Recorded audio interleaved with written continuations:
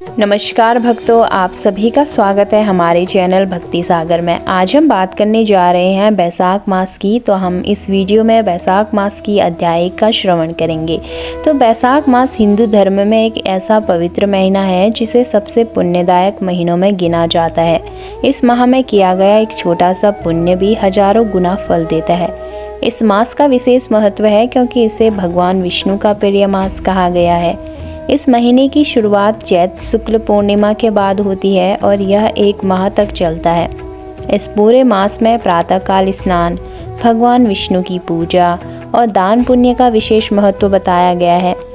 इस मास में विशेष रूप से जलदान, अन्नदान, वस्त्रदान और तुलसी दल अर्पण करना बहुत पुण्यकारी माना जाता है। लोग उपवास भी रखते हैं और पवित्र नदियों में स्नान करते हैं। मंदिरों में दर्शन भी करने जाते हैं। पर क्या आपने कभी सोचा है कि आखिर यह महीना इतना पवित्र क्यों माना गया है और इसकी शुरुआत कैसे हुई और इसके पीछे की कथा क्या है? तो वीडियो को अंत तक ज़रूर देखें ताकि आप भी इस पावन दिन की महिमा को जान सकें। एक समय की बात है, राजा अम्बरीश जो कि एक धर्मनिष्ठ और विष्णु भक्त राजा थे, उन्होंने देवर्षि नारद से पूछा, हे मुनिवर, कृपया मुझे बताइए कि बैसाख मास को इतना पवित्र क्यों माना गया है। इसमें ऐसा क्या विशेष है कि भगवान विष्णु स्वयं इसे सर्वश्रेष्ठ मास कहते हैं। नारद मुनि ने कहा, हे राजन, यह प्रश्न अत्यंत शुभ है। मैं आपको वही कथा सुनाता हूँ जो स्वयं भगवान विष्णु ने ब्रह्मा जी को सुनाई थी। ब्रह्मा जी ने भगवान विष्णु से पूछा, हे प्रभु, कृपया मुझे ऐसा उपाय बताइए जिससे कलयुग के मनुष्य भी मोक्ष प्राप्त कर सकें। कोई ऐसा समय जब थोड़ा सा पुण्य भी अत्यधिक फल दे। भगवान विष्णु ने कहा, हे ब्रह्मा जी, पृथ्वी पर जब जब अधर्म बढ़ता है तब मैं कुछ विशेष मासों को भेजता हूँ और उनमें सबसे पवित्र मास है बैसाख मास। जो मनुष्य बैसाख मास में सूर्योदय से पहले स्नान करता है, गंगा जल या किसी पवित्र जल में आचमन करता है और फिर मेरी पूजा करता है, वह सारे पापों से मुक्त होकर वैकुंठ लोक को प्राप्त करता है।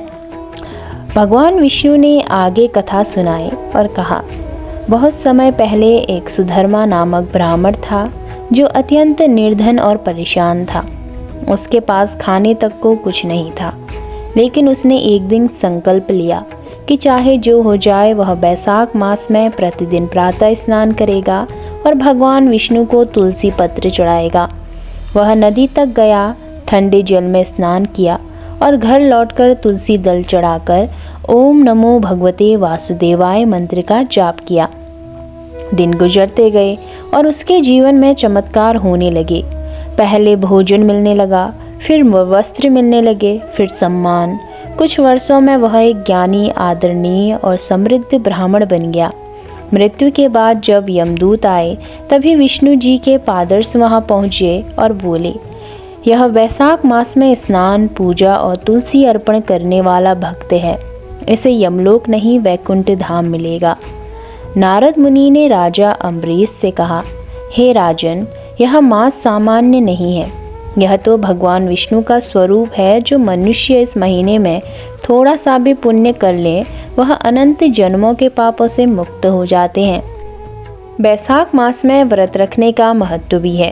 भगवान विष्णु ने स्वयं ब्रह्मा जी से कहा था कि बैसाख मास में व्रत, दान और पूजा का फल हजारों यज्ञों से भी अधिक होता है। जो व्यक्ति इस मास में नियम से व्रत करता है वह तीनों लोकों में पूज्य होता है और वैकुंठ धाम को प्राप्त करता है।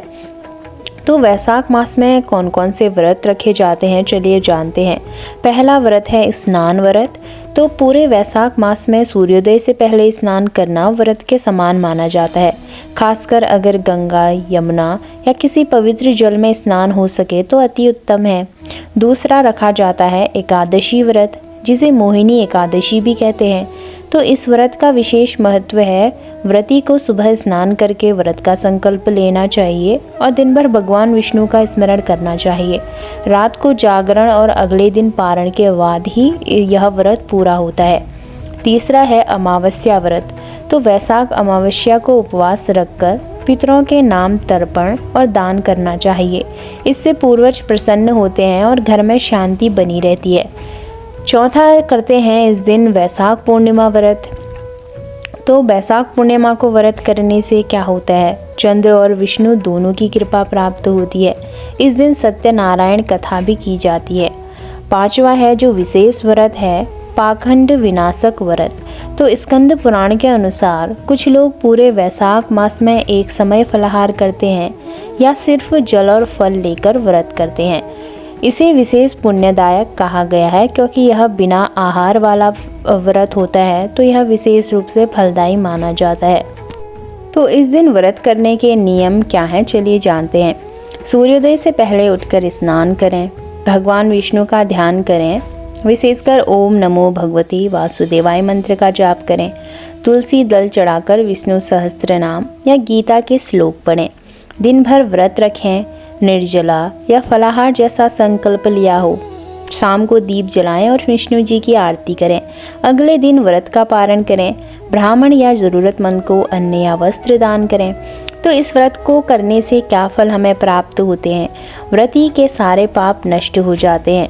जो भी यह व्रत करते हैं उन्हें मानसिक शांति, भक्ति में वृद्धि और परिवार में सुख समृद्धि आती है। तो अंत समय में भगवान विष्णु स्वयं भक्त को वैकुंठ धाम ले जाते हैं और उन्हें वैकुंठ धाम की प्राप्ति होती है। तो भक्तों, आज का अध्याय यहीं समाप्त होता है। यह थी बैसाख मास की कथा। बैसाख मास क्यों मनाई जाती है और बैसाख मास का ये आरंभ सच में बहुत ही पावन है। इसकी महिमा जितनी सुनी जाए उतनी कम है। अगर आपने अब तक शुरुआत नहीं की है तो आज से ही प्रभु का नाम लेकर थोड़ा थोड़ा भक्ति का दीप जलाइए। व्रत, दान और सेवा से ही जीवन धन्य होता है। अगर आपको यह वीडियो पसंद आई हो तो वीडियो को लाइक, शेयर और हमारे चैनल पर नए हैं तो चैनल को सब्सक्राइब करना ना भूलें, ताकि हर अध्याय और हर कथा आप तक समय से पहुँचे। अब मिलते हैं अगले अध्याय में, जहां हम जानेंगे बैसाख मास की आगे की महिमा और उनकी अद्भुत बातें। तब तक के लिए जय श्री हरि, जय श्री नारायण।